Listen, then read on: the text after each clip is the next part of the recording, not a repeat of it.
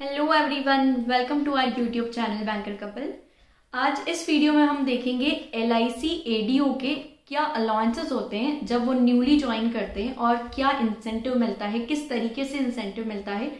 इस वीडियो में हम ये सारी चीज़ें देखेंगे।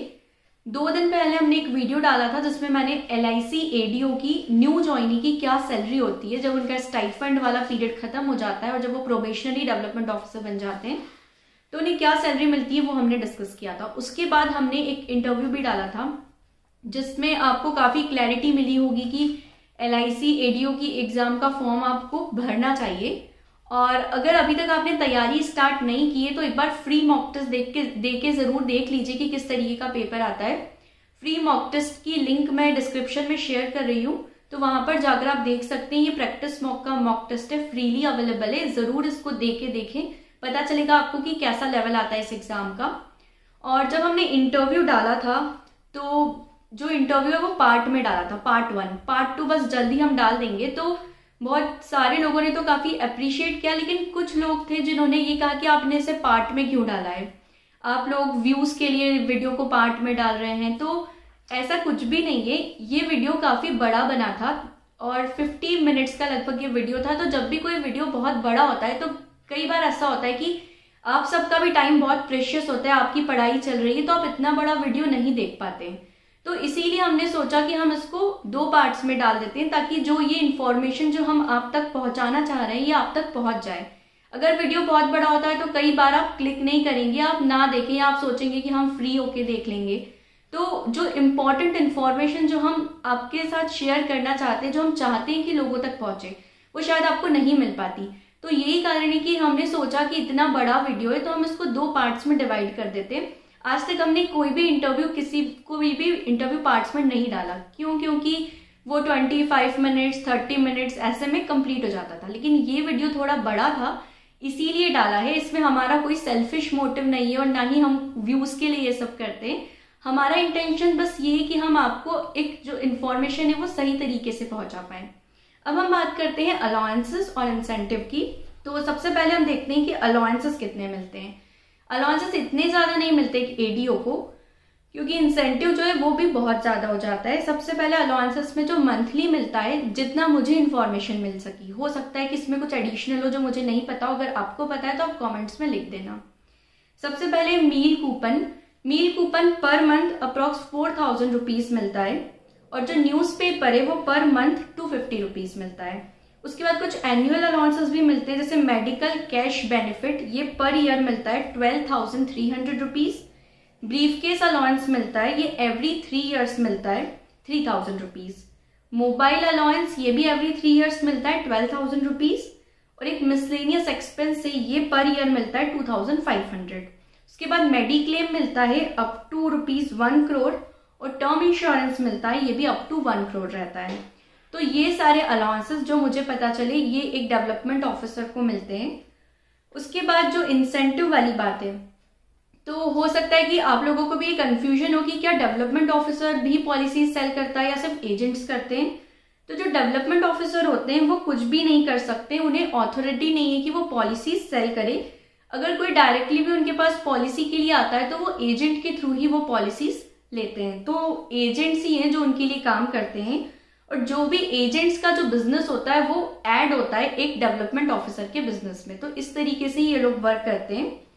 इनका बेसिकली क्या होता है, इनकी जो भी एनुअल सैलरी होगी, इनके जो इंसेंटिव रहता है या जो इनके टारगेट रहते हैं ना वो ईयरली होते हैं, इनको मंथली टारगेट्स नहीं दिए जाते। तो इनकी जो भी सैलरी होती है पूरे साल की उसको 5 टाइम्स कर देते हैं और वो इनका टारगेट होता है, उतना टारगेट इन्हें एवरी ईयर करना है। उसके बाद इनकी एक कॉस्ट निकलती है जो 21% होती है। जब ये अपनी सैलरी का 5 टाइम्स टारगेट कर देते हैं तो इनकी 21% कॉस्ट होती है। ये कॉस्ट कैलकुलेट करने का एक फॉर्मूला होता है जिसमें उनकी जो बेसिक सैलरी है और जो इनका टारगेट दिया जाता है उसके अकॉर्डिंग ये कैलकुलेट होता है। तो जैसे ही जो टारगेट है वो 6 टाइम्स हो जाता है ना सैलरी का, तो इनका इंसेंटिव बनना स्टार्ट हो जाता है। जब तक 5 टाइम्स रहता है तब तक तो बस टारगेट कंप्लीट हुआ है। अब मान लीजिए इनके 12 मंथ्स का इनका एक फिक्स रहता है कि इस मंथ तक का इन्हें कैलकुलेट करना रहता है। मान लो इन्होंने 12 मंथ्स का टारगेट 10 मंथ्स में कंप्लीट कर दिया, तो बचे हुए 2 मंथ्स में जो वो एक्स्ट्रा बिजनेस करेंगे वो इनका इंसेंटिव रहेगा, मतलब उस जो टारगेट के अलावा जितना प्रीमियम कर रहे हैं कलेक्ट उस पे इन्हें इंसेंटिव मिलेगा। तो जब ये 6 टाइम्स हो जाता है तो इनका जो कॉस्ट है वो 19% हो जाता है, और 19% होने के बाद इनका इंसेंटिव बनना स्टार्ट हो जाता है। तो ये डिपेंड करता है कि इंडिविजुअल पर्सन की सैलरी कितनी है, उनका बेसिक पे कितना है। तो जितना ज्यादा इनका काम बढ़ता जाएगा, जितना इनका बेसिक बढ़ता जाएगा, उसके अकॉर्डिंग इनका इंसेंटिव का परसेंटेज जो है वो भी बढ़ता जाता है।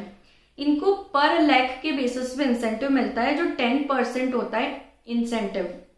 मान लो इनका जितना भी प्रीमियम है उसका 10% इनको इंसेंटिव मिलता है, लेकिन ये हमेशा 10% नहीं रहता, ये भी इंक्रीज होता जाता है। जैसे अगर कॉस्ट इनकी, जो मैंने आपको कॉस्ट बताई थी पहले, ये 21% थी, फिर ये 19% थी, अगर इनकी जो कॉस्ट है ये 15% से भी कम हो जाती है तो इन्हें प्रीमियम का 15% इंसेंटिव मिलने लग जाता है। और अगर इनकी जो कॉस्ट है वो 10% के अंदर आ जाती है तो इनको 20% प्रीमियम मिलता है ऑन ईच लेग। तो इस ऐसे ऐसे प्रीमियम इनका जो इंसेंटिव है वो बढ़ता जाता है। अब इंसेंटिव बहुत सारे लोगों को लगता है कि सिर्फ प्रीमियम पे डिपेंड करता है, लेकिन ये प्रीमियम पे डिपेंड नहीं करता, सिर्फ इसमें बहुत सारे अदर फैक्टर्स भी होते हैं जिसपे डिपेंड करता है।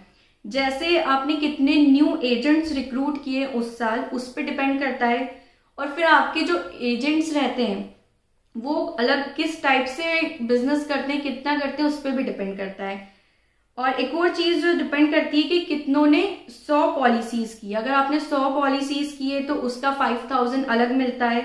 फिर कितने प्रोडक्टिव एजेंट्स हैं जिन्होंने 15 लाइव्स, इसमें 15 लाइव्स मतलब 15 लोग प्लस 1 लाख का प्रीमियम कंप्लीट किया है। अगर ऐसे आपके पास किसी भी डीओ के पास 15 एजेंट्स होते हैं तो उनको पर एजेंट 1000 रुपीज मिलते हैं।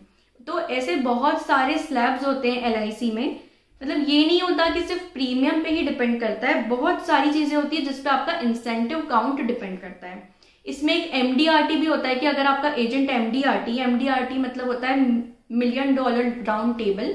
इसमें ये होता है कि बहुत हाईएस्ट कैटेगरी होती है एक एजेंट की।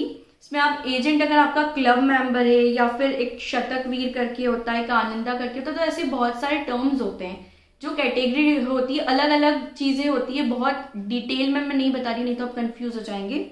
तो ऐसे बहुत सारे स्लैब्स होते हैं एलआईसी में जिन पे इंसेंटिव डिपेंड करता है, और इसीलिए इंसेंटिव इतना ह्यूज हो जाता है कि कई बार इंसेंटिव जो है वो 7 to 8 करोड़ तक भी हो जाता है। लेकिन अगर आप एक नॉर्मल इंसेंटिव की बात करें तो जो नॉर्मल डेवलपमेंट ऑफिसर्स है उनको भी 1 लाख तक इंसेंटिव मिल जाता है। अब मतलब जितनी सैलरी है वो तो मिल ही रही है, उसके अलावा इंसेंटिव भी मिल जाता है। और जितना ज्यादा आप काम करेंगे और आपको जितना एक्सपीरियंस होता जाएगा उतना ज्यादा आपका इंसेंटिव हो जाता है। तो ये सारी चीजें जिससे इंसेंटिव आपका कैलकुलेट होता है। तो आई होप कि आपको समझ आया होगा। अगर कुछ कंफ्यूजन है तो अभी जो पार्ट 2 आ रहा है उसमें मैम भी आपको अच्छे से और बताएंगे कि किस तरीके से ये होता है। So thank you so much for watching this video and don't forget to like, share and subscribe our YouTube channel. Thank you so much.